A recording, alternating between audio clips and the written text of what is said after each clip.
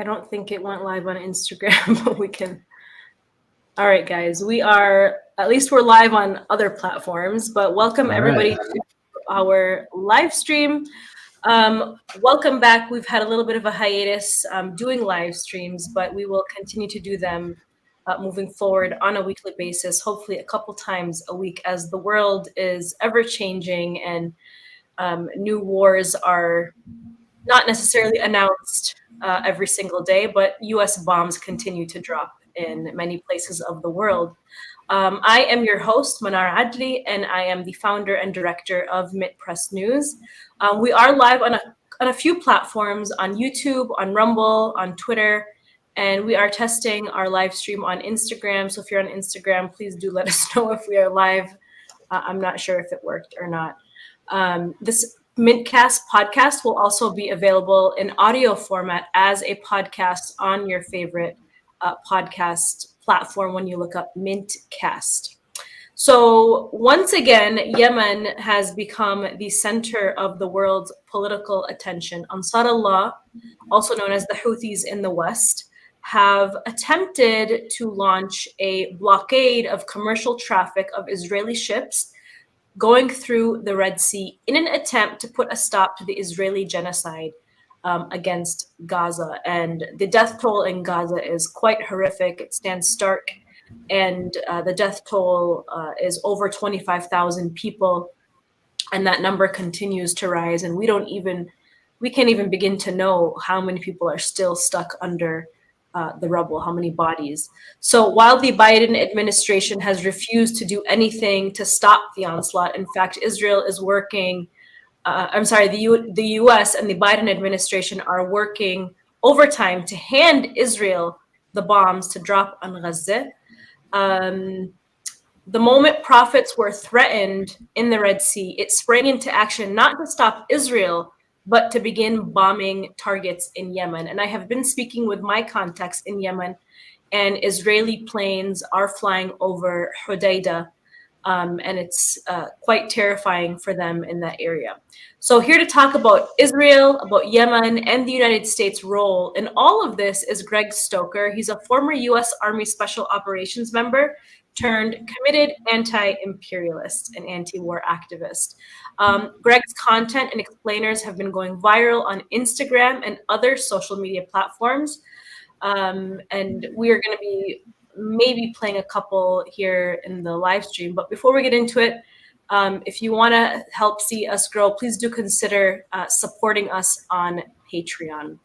Greg, thank you for joining us today. Yeah, thanks for having me. Of course.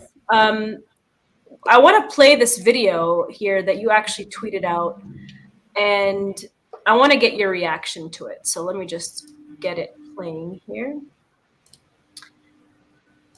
Share screen. All right. They're bombing. We bombed them 5 times now. So if this isn't war, can you just explain that a little bit more to us? If this isn't war, what is war? Sure, Laura.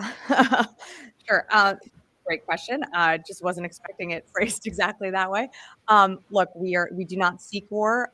We are not at war with the Houthis. In terms of a definition, I think that would be more of a clear declaration from the United States. But again, what we are doing, the actions that we are taking, are defensive in nature.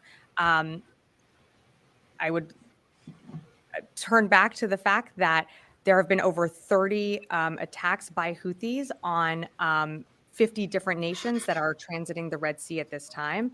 I can only repeat so many times that we do not seek war with the Houthis, but we will take self-defense actions if we need to protect our troops, to protect commercial shipping, and to ensure that freedom of navigation is still allowed through international waterways. What a statement. I mean, considering that the United States has not declared war against Yemen. Please give us your feedback and your reaction to this, Greg. Well, I think a lot of this has to do with longstanding naval doctrine. The U.S. Navy, and before that, the British Navy, when it was in its preeminence, ensured international trade. I mean, is it a completely imperialist exercise? Yes, but that is the longstanding naval tradition of hegemonic, maritime powers. So it's not a departure from anything new. Regardless of whatever was going on in Gaza, they'd be still doing the same thing. International trade is just one of the main purposes, one of the main reasons that the United States has 11 carrier strike groups. 11, and that's just one. So I think that's what when they say it, they actually believe it. Like, they have a global responsibility to ensure international trade. Of course, I personally think it's a completely imperialist exercise, and the easiest way to de-escalate the situation would be to put political pressure on Israel to just stop bombing Gaza. That would be the simplest solution. But this administration is completely hell-bent on supporting Israel no matter what. And so now they're trying to fight a holding action in the Gulf of Aden against the Houthis. Basically, what they're doing is they've parked 4 destroyers, actually 3 destroyers and a missile carrier off the Gulf. And they're basically doing air defense operations, trying to use intercept rockets and fighter craft to hit Houthi drones and Houthi anti-ship missiles, and they're not getting all of them. So when people think about like naval operations, people think like you lost if you lost a ship. Like, that's what people think. But like, ships don't really get sunk. So what basically how you judge the success of a naval operation was like, you had a goal. Did you accomplish it? If you didn't accomplish it, you lost. So what recently happened a few days ago was when a U.S. tanker got hit by the Houthis, is they set up 4 of these destroyers in the Gulf. Then they had these 2 ocean trawlers, these 2 oil tankers, come in behind them to run the gauntlet, essentially, while they're taking anti-ship missiles from Houthi elements.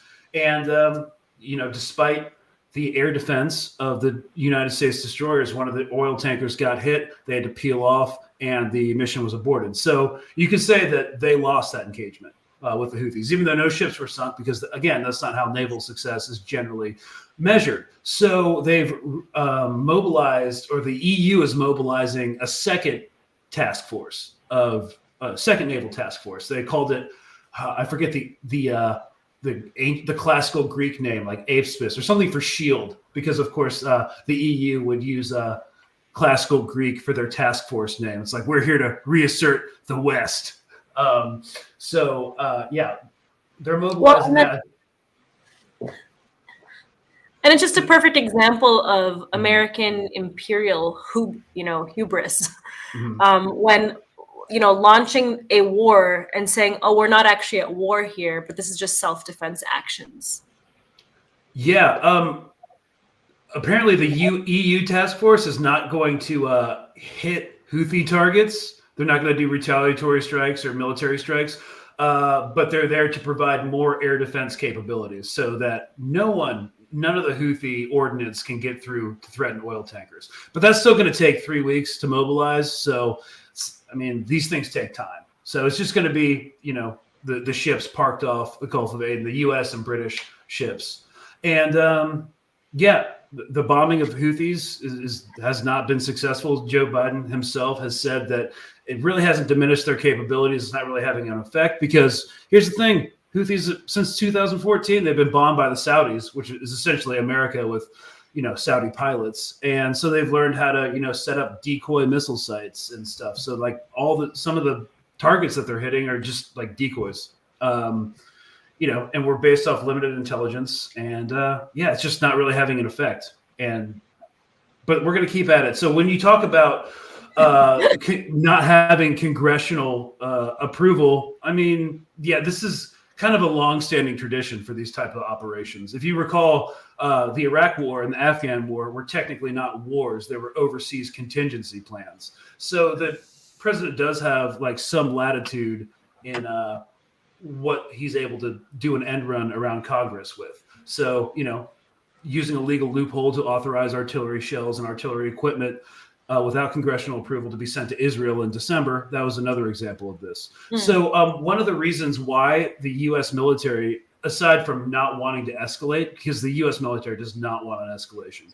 This is not the long-term strategic concern of the U.S. military. It's the Strait of Taiwan. That's the big next engagement that everyone's looking to. So no one wants to get tied down in the Middle East.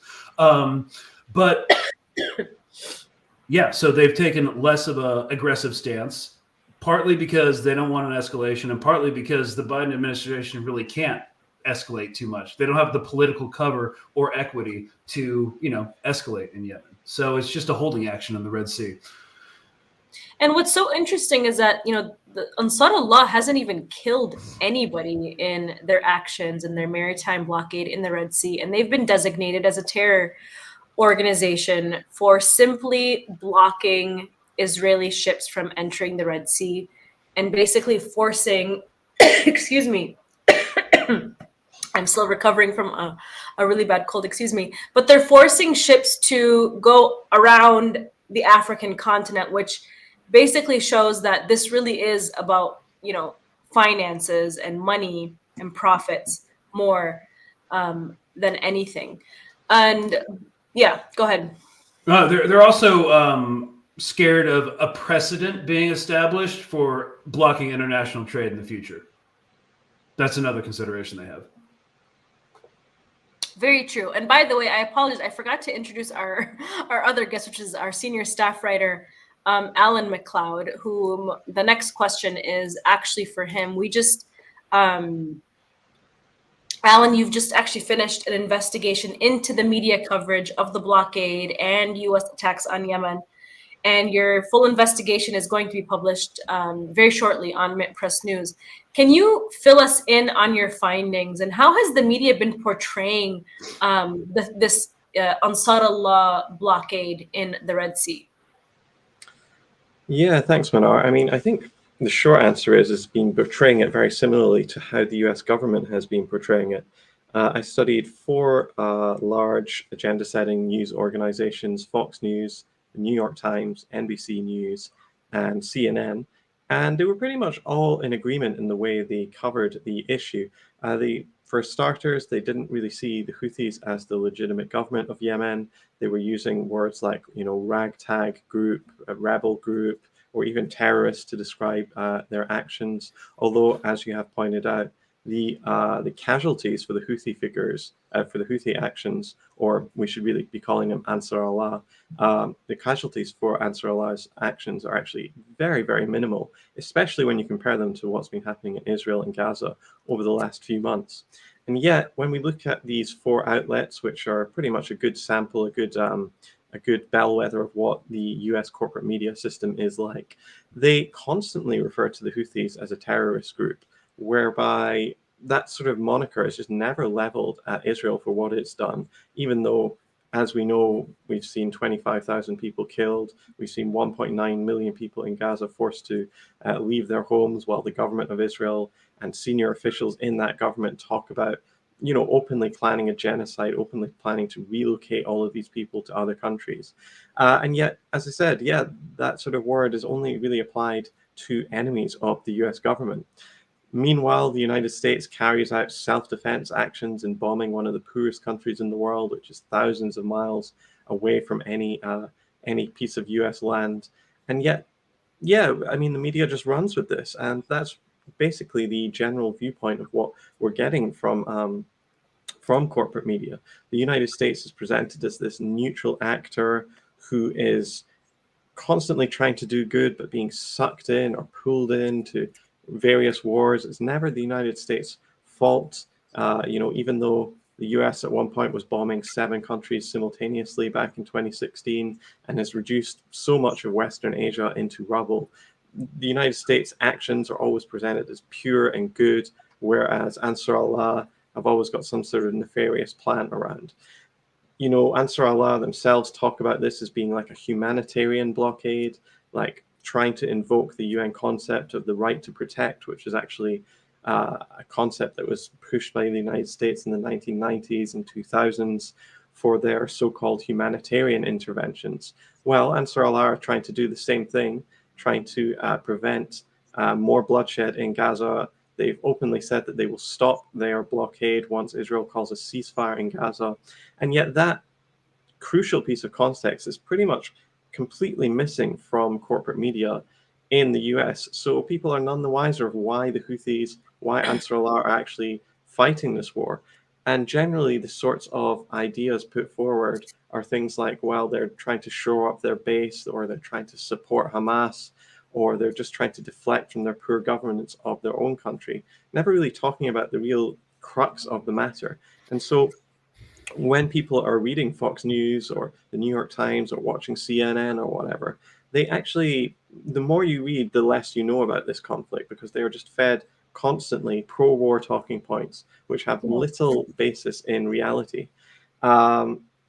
Very often with these articles, in fact, out of the 60 I studied, 59 presented Ansar Allah as an Iran-backed force. It is true that Iran does support Ansar Allah, but the extent to which is really not clear. Furthermore, these outlets really were trying to present Iran as the master puppeteer, pulling all the strings in the Middle East. And of course, when you present Ansar Allah or Hezbollah in Lebanon or Hamas in Palestine as being mere pawns of Iran, the next question and the next issue that obviously comes up is, what do we do about Iran? And the media are very clear about what they want to do. So there was a Washington Post editorial just a few days ago that said we must strike Iran and do it quickly and do it smartly. That's the editorial board of one of the most important newspapers in the West, openly calling for a war against a nation of over 90 million people. And that's going to make Iraq look like, a child's play. So this is clearly the sort of agenda that the corporate media is pushing. And it's actually very similar to the press releases that we're getting constantly from the White House. We played a clip from a US official earlier. That's really, when you listen to what they're saying and then you compare them to what you read in the New York Times, the Washington Post, Wall Street Journal, Fox, whatever, it really, it's so similar that you might as well just be cutting out the middleman and getting all your news from the US government instead, because this is just ridiculous. And that, of course, is why so many people are going to alternative media. They're looking for answers that they're just not getting on cable news or in their newspapers. And that's, of course, why outlets like ours continually get marginalized and pushed to the side. Well, and it seems like the truth hurts, and it's that Ansar Allah, who are the ones who just got smacked with that terror label, they're the ones who are acting in accordance to international law. And it's the United States, Great Britain, and their allies, and Israel, who are the ones who are in violation of international law. And yet those are the ones who are acting out in terror against Palestinians and the many victims of U.S. wars. And Greg, I know that you formerly were in the U.S. military. Can you talk to us about your role in the military and what kind of switch happened with you? Like, what triggered you to take a very anti-imperialist stance in your life? Okay, well, I was in the 75th Ranger Regiment, which is a U.S. Special Operations unit. I started off as lower enlisted, and then became a fire team leader. And then I branched towards the latter end of my contract into human intelligence collection and analysis. And it was in that sphere where I just kind of slowly came to the realization that this war was fought in a way that wasn't necessarily, it's hugely complex, but which war? The boilerplate is that I felt, and a lot of people felt, that it was being fought in a way that wasn't ever meant to be won. There was a lot of contract money being made from Afghanistan. It was a strategic location. And a lot of us believed that, we pulled out of Afghanistan for political reasons, because both Trump and Biden knew that, if whatever president was still in Afghanistan would not get reelected. And there were plans to keep that thing going for 40 years.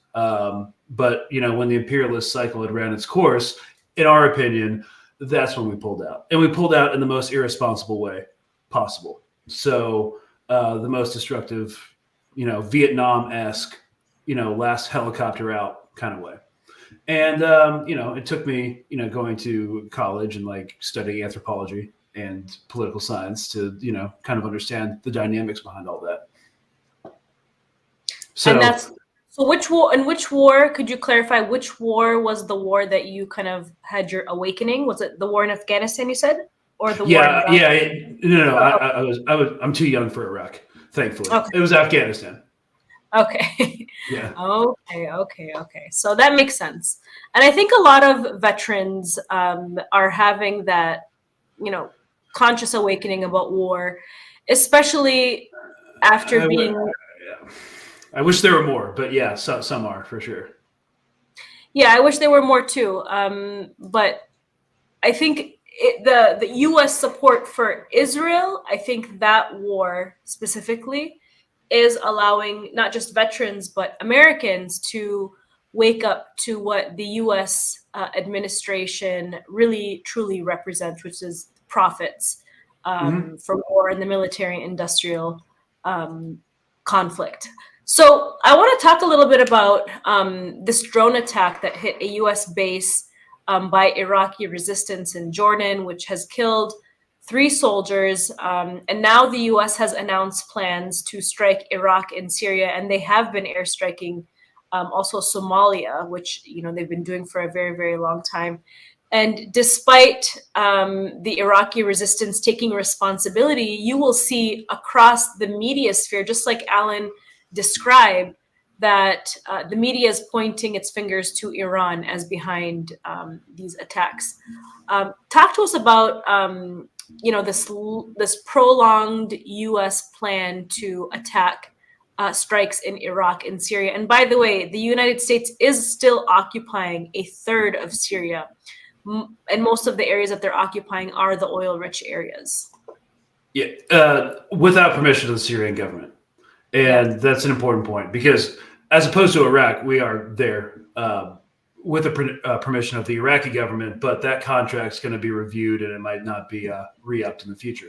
Okay, first of all, there's this idea. Yeah, we say Iraqi militants or Syrian militias or terrorists, but they're always Iranian-backed groups, right?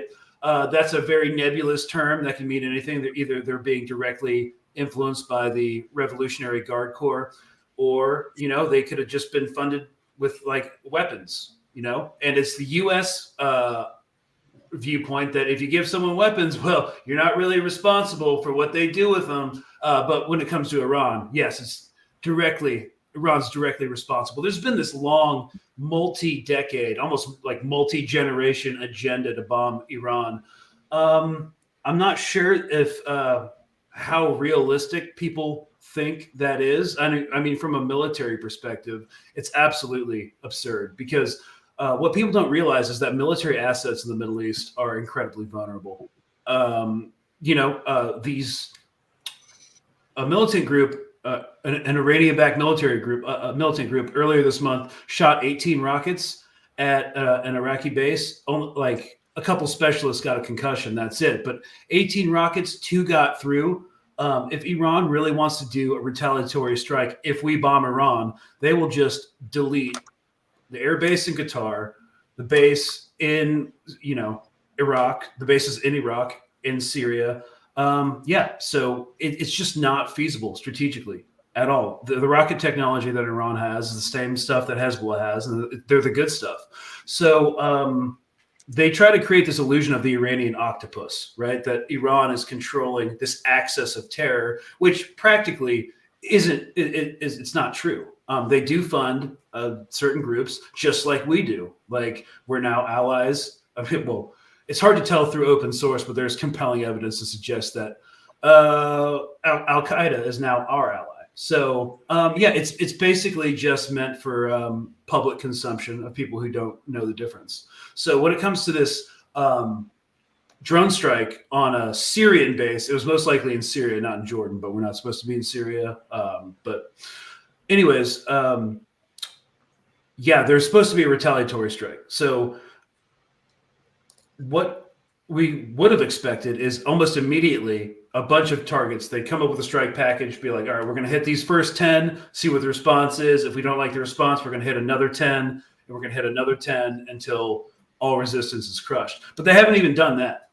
So they've been doing this 6-day campaign, media campaign of being like, we're going to respond. You hear that, Iran? We're going to respond. Okay, now the strikes got approved. And then I read the article from this morning. It's like, okay, but we're waiting on weather. So we're going to wait until the weather clears so our missiles, our freaking GPS guided missiles will be more precise. Yeah. So it sounds like the U.S. is not going full force because it knows it's a war that they cannot win. So who are they trying to appease in these actions? Is it the state of Israel? Is there a certain military base they're trying to appease, or some sort of weapons manufacturer they're trying to appease? Like why are they the American people, because three U.S. troops died. So there's a lot of people up in arms about that. So, they're like, we need to hit them. We need to hit them hard. And so they have to do something, otherwise they look weak. But also they don't want to escalate the situation with Iran.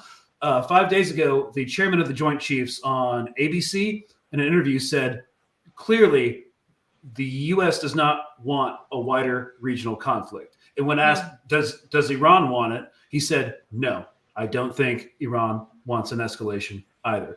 So a lot of this is theatrics, I believe, personally. It's saying, hey, we're going to hit Iran. You got a week to get your guys out of there, and then we're going to hit those targets. And then Iran can, say to its own people, the clumsy Americans, they missed. This is the kind of pageantry we saw like in Afghanistan between like the U.S. government and the Pakistani government. So it's a lot about optics.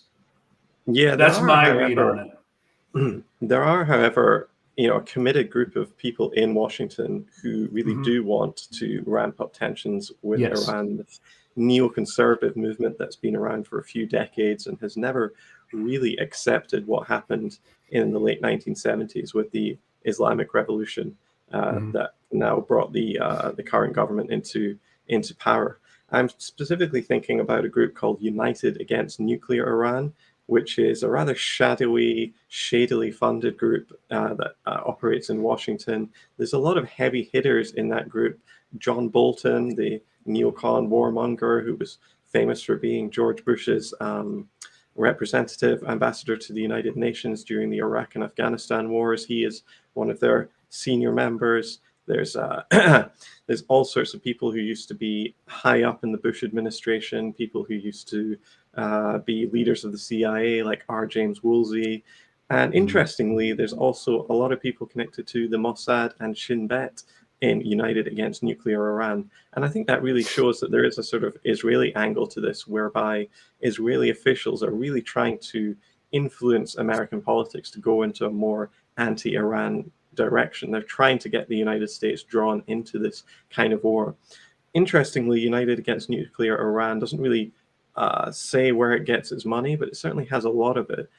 We do know, however, that it was bankrolled at one point by Sheldon Adelson, who was the Israeli-American casino billionaire who had so many properties across the world, especially in Las Vegas. And he was, of course, the big Republican donor. He was the kingmaker in the Republican Party for so long. And, people used to talk about the Adelson primary, where all the Republican candidates would go and, bend the knee towards Sheldon Adelson and say the right things. Adelson, of course, once advocated that the United States should nuke Iran preemptively before entering any negotiations with Tehran. So he was really, to call him a hawk is really understating this. This is a group that is, hell-bent on overthrowing the government of Iran by hook or by crook, by one way or another. And, that's what Bolton is doing right now. Every year he seems to meet with the MEK, which is a very fringe group, which has been called a terrorist group by many international organizations, including the United States at one point, saying about basically promising them that they will be the next government of Iran. And Bolton has been very, very busy in the last few weeks writing op-eds in any newspaper he can get, talking about how this is the time to strike Iran because Iran is really behind all of these attacks in Yemen and in Lebanon or in Palestine. And it feels like a broken record at this point. They're always trying to shoehorn any conflict, wherever it is, into more hostility with Iran. So people really have to watch out for that group, because if they get their way, there will be a wider regional war, even if the generals and more generally most people in Washington don't want this to happen. Well, and if Right. you look at Hezbollah really quickly, if you look at groups like Hezbollah and Ansarullah, they're acting defensively. They're not going out with missiles and killing people. They are protecting their territory and resisting U.S. and Israeli imperialism. I think that's like a really big difference between those two groups and other groups, other countries in the region like Israel, which is actively expansionist, actively occupying and declaring. I mean, we hear the statements coming from Israeli politicians. I mean, they want to expand their territory and build their, Jewish empire. Yeah, but coming back to the whole neocon point, what's the most troubling to me about it is not just because it's almost like conspiracy level stuff, but it's that I've never heard from one of these guys a long-term strategy. It's like bomb Iran, then what? Unless I'm missing something, do they have an invasion plan? Do they have a nation-building post-bombing campaign exit strategy that they have? It just seems to like be bomb Iran and let the world burn. So I've never heard from any of these guys what their long-term plan is after they achieve a massive ordnance drop on the Khorasan. So let's talk about speaking of and relating to that point, when it comes to Israel, Greg, you have talked a lot about, despite all of the heavy losses that Palestinians have had with over 25,000 civilians dead, I think the number has been closer to 30,000, that despite Gaza being destroyed the way it has been destroyed, Israel is actually losing the war. Talk to us a little bit about that. All right. Well, after 3 months, after more than 3 months, actually, U.S. intelligence services estimate that Hamas has only been degraded by 20 to 30% of its capabilities. And for an dismounted insurgent force, that's not really that bad at all. They can keep this going for a while. The Israeli military can't. First of all, they haven't been able to achieve any of their operational directives. They haven't rescued any hostages. They haven't found a significant amount of tunnels. They haven't killed or captured any Hamas leadership that we can tell. They haven't at least released any standard of proof to make us think that they have killed, aside from one man in Beirut or a suburb in Beirut in December, that they've accomplished any of that. So the only senior Hamas official that they could get to wasn't actually in Gaza. It was in a completely different country. So they haven't achieved any of that. They're definitely lying about their casualty figures because they've always done that. They inflate the number of enemy that they kill and they deflate the number that they lose. That's always been their thing. We read Combined Arms Center War Institute white papers about the 2006 Lebanon War. I remember reading when I was in the military about how, it's been a long-standing thing that we never trust their numbers. We have to do our own independent research. So they haven't achieved any of their operational objectives. Their economy is being crushed because they took a couple 100,000 reservists out of the workforce and have to pay them military wages. Not to mention that Hezbollah's rocket campaign has displaced tens and tens and tens of thousands of settlers in northern Israel and taken them out of the economy, and now they have to shelter and feed them. So the economic drain, which is completely connected to a country's ability to fight a war, has had devastating consequences. There's talk about another aid package to Israel, another $14 billion that's been floated. It was like a soft float. We haven't had any hard reporting on it, but it seems like that's going to be mostly for payroll, which, that's one of the main expenses of war is paying for it. So it's just not sustainable for Israel. They haven't achieved any of their strategic objectives. So yeah, they're headed towards a strategic defeat. And one of Israel's biggest weapons has been something that they call deterrence capacity. The idea of the indomitability of the IDF, the omniscience of the Mossad, who knows whatever's going on. I think October 7th really shattered those two, I'd call them myths, right? So they need to get their deterrence capacity back because they're an island in what they see as a sea of enemies. So they're panicking because they can't defeat Hamas. And if they can't defeat Hamas, there's no way they can defeat Hezbollah, which is, the most powerful non-state military actor in the world. So I think they're kind of flailing right now. They don't know what to do. And yeah, they've worked themselves, and by extension, the Biden administration, into an impossible position because at the outset of the war, they said by the end, Hamas will be completely dismantled. Well, that's not going to happen. It's just not going to happen. There are already ceasefire talks. So this is kind of an unprecedented situation for Israel. Like, they definitely lost the 2006 Lebanon war, but there was enough media coverage in the West to pad that and say that it was an Israeli victory. Which anyone from Lebanon knows that's not true at all. It's, as I said, it's unprecedented. We don't know what it's going to look like, but they've lost. They're headed to a strategic defeat. And the thing about fourth generation warfare, state versus non-state actor, is the non-state actor doesn't have to win militarily because they can't. Hamas cannot defeat the IDF militarily, but they can defeat them politically. And I think that's what we're seeing as Israel gets sucked further and further into pariah statehood with the ICJ hearings, with the U.S. saying, hey, it's just a political narrative, but at least they're saying we have a plan to recognize Palestinian statehood, which they've said before, but it's showing a attack in the wind. We're looking at a political victory for Hamas and a strategic defeat for Israel right now.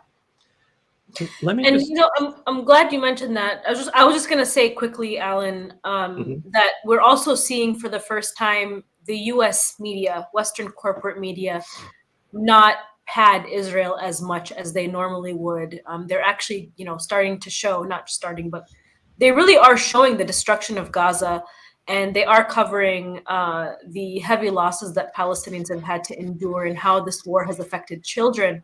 Whereas in 2006, when the U.S. Israel was at war with Lebanon, the media was definitely acting as a mouthpiece for the Israeli military in every single way and justifying that war. Whereas now it's like they can't really do that, and it's hurting Israel's image around the world. Alan, sorry, go ahead. Yeah, I just wanted to push back a little bit on what Greg said. I don't necessarily disagree with him, but I wanted to add one quibble and see what he thinks about it. At the beginning of wars, a lot of militaries put out all sorts of statements like, oh, yes, we're going to destroy Hamas, etc. And, Israel did put out a lot of stated goals, but one of the unstated goals that it didn't talk about was turning Gaza into rubble and forcing 2 million people out of their homes in what should be called a genocide. If that is indeed the case, if Israel's real goal here was to do a sort of Bronze Age ethnic cleansing of Gaza and force Palestinians out of their homes and into other countries like Egypt or Yemen or Oman or Saudi Arabia or whatever country will take them, and level the place and turn it into a beachfront water park for rich Israelis, are they not succeeding in that goal? Is that not perhaps one of their goals here, which has remained unstated? Yeah, I think absolutely. I was speaking to their public position with regards to their war against Hamas. I don't think they were actually really even intending to fight them, to destroy them. I think they went into it knowing they couldn't. I mean, they're a conscript army. Most of them have done 2-3 years of service, then work an IT job, thinking they're going to have a great life and just ride it easy in Tel Aviv until, they retire. And then they're called back into service to fight in a high intensity or a mid to high intensity urban conflict. So, sorry, my video froze. No, we can see you. I can hear you. Yep. Okay, awesome. Okay, yeah. And so based off everything they have done, it just seems to me that fighting Hamas was never really their intention. First of all, leveling the city, turning it into Stalingrad, essentially, which is one of the biggest disasters for the German army in World War II when they invaded Stalingrad, invaded Russia, was their one main advantage was armor. They had tanks. The Russians didn't. tanks can go over any terrain except for rubble because they'll just start breaking tracks. So they kind of essentially nerfed themselves going into it. Also, creating rubble piles and intervening terrain from a tactical perspective also nerfs their artillery. It just makes everything a frigging mess. But Hamas will always know the ruins of their own city better than the IDF will. They've just made like the most rookie operational mistakes from the get-go that any even somewhat professional military with any sort of understanding of military science would never have done. Also, if they were fighting a counterinsurgency, guess what you don't do? Bomb hospitals. Why? Because if you bomb hospitals and kill everybody, a bunch of civilians, people are going to want to fight you. That's not how you fight a counterinsurgency. You try to mitigate as much damage as you can, protect sensitive sites like sewage, water, electricity, academics, trash, medical, safety. You know, that's Everything basic. Israel act. Yes. So basic counterinsurgency doctrine says you protect those sites at all costs. And if they're not running, you send in contractors to get them up and running as quickly as possible. And yeah, so everything just, I mean, aside from their obvious remarks of the government, of senior government officials saying we're going to level Gaza, the operational strategy, the operational stance they've taken backs it up. Yeah, I think it's an inescapable conclusion that destroying Hamas was never their stated goal. So, and I mean, and Israel's going, you know, with full force with their military, which has come out to seem not as strong as they purport to present to the world, right? Reports suggest that Israel has lost, actually, like you mentioned, more battalion commanders in just a few months of combat in Gaza than the US military has in all of its wars since Vietnam. I mean, that's a massive amount of battalion commanders to lose. It seems that the IDF has a higher rate of officers in comparison to enlisted soldiers, which could suggest that officers are prompted based on optics instead of merit. What role does public relations play in Israel's military structure, and how has that affected its ability to operate in Gaza and beyond? Okay, well, first of all, I'd like to speak to, yes, the high rate of officers is astounding to me personally, but their ages are insane. So we're seeing like 19-year-old staff sergeants. When I was 19, I was a private. I wasn't a freaking sergeant until I was like, 22? And at 22, people are like platoon sergeants, like 4 ranks up from and then you're seeing 21-year-old captains. My best friend didn't make captain until he was like 28. And then you're seeing battalion commanders, right? Majors. He didn't make major until he was like 36.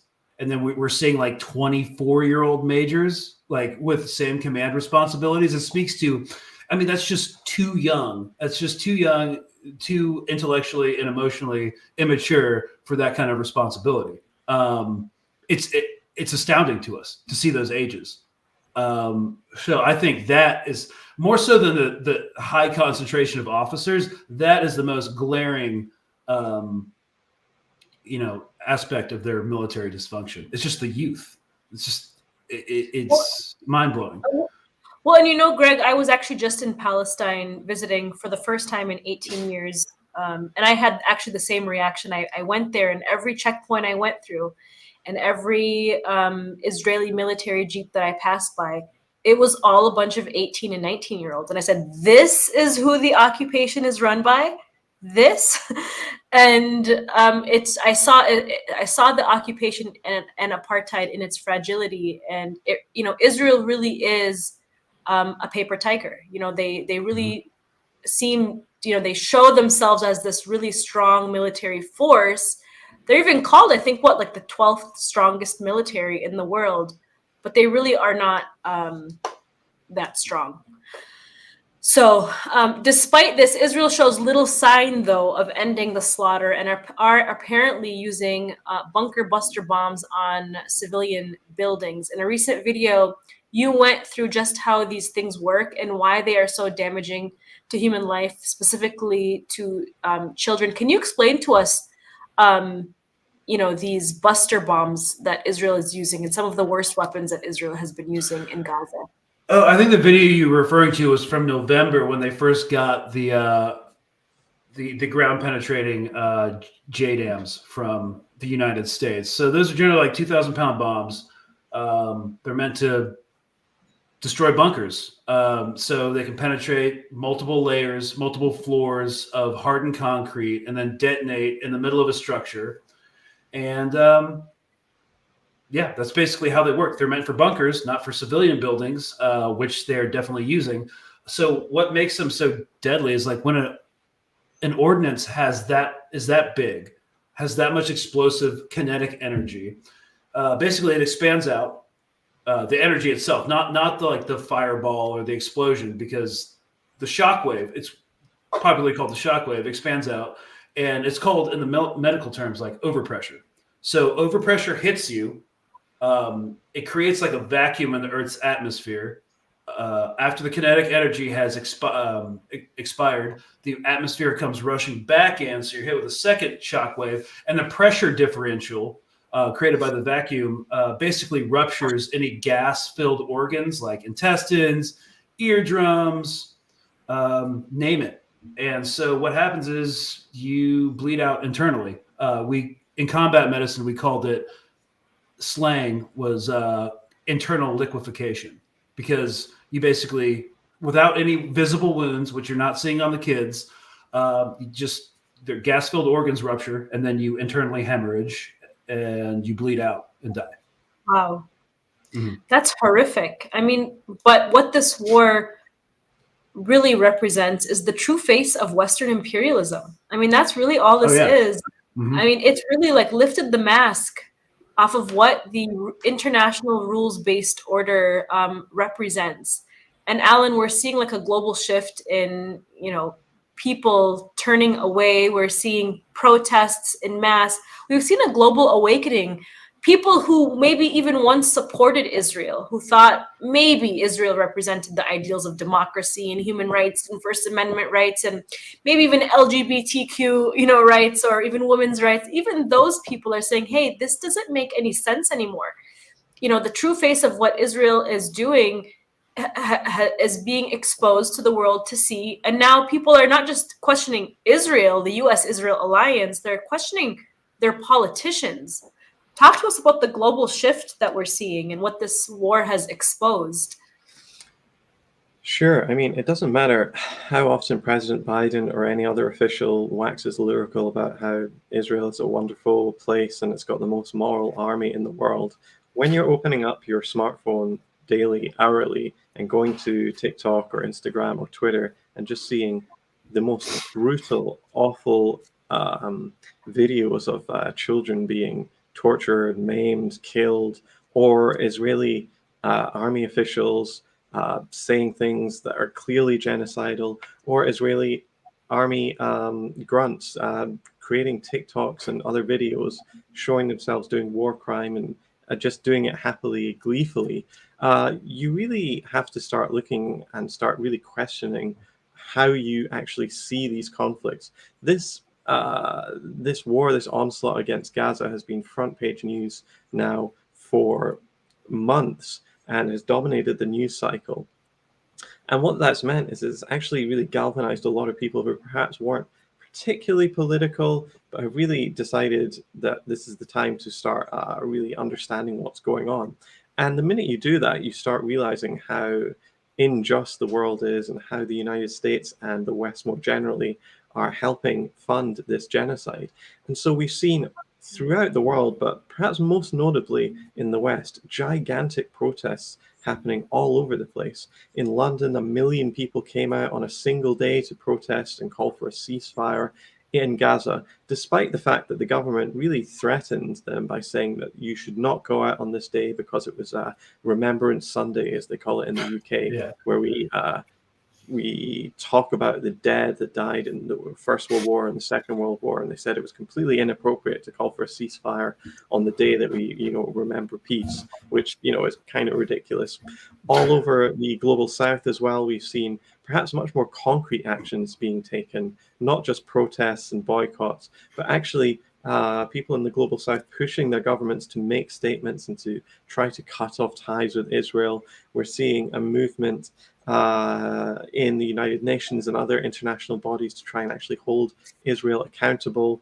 We're seeing the criminal court right now looking at a case of genocide against Israel, which was meticulously planned, mostly from South Africa, interestingly, which is, I think very notable, because South Africa, of course, was where apartheid was born. That's where the term apartheid comes from. It's a word in Afrikaans, meaning apartness.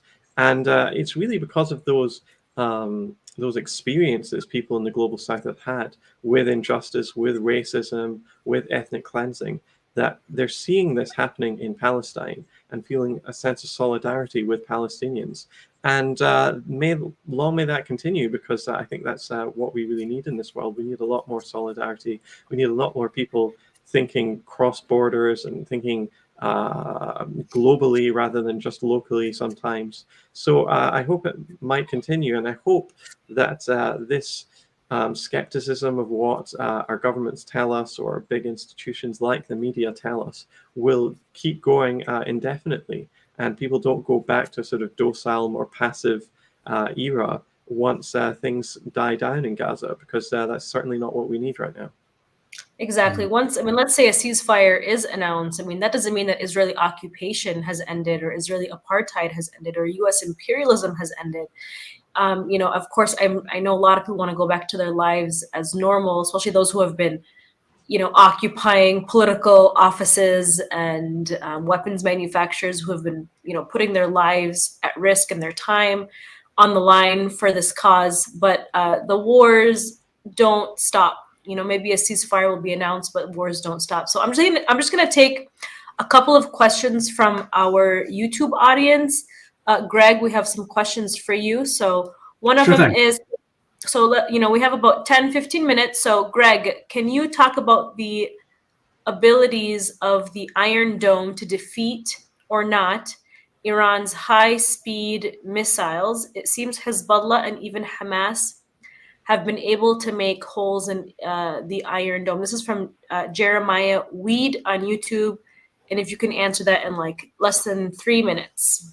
Okay, well, I think it might be a little bit more helpful to explain air defense in the broadest general terms. So air defense is basically the interceptions that intercept rockets that you shoot in order to stop incoming rockets. So basically what the Iron Dome is, it's a radar control system that identifies incoming ordnance, and then an AI picks which targets to intercept.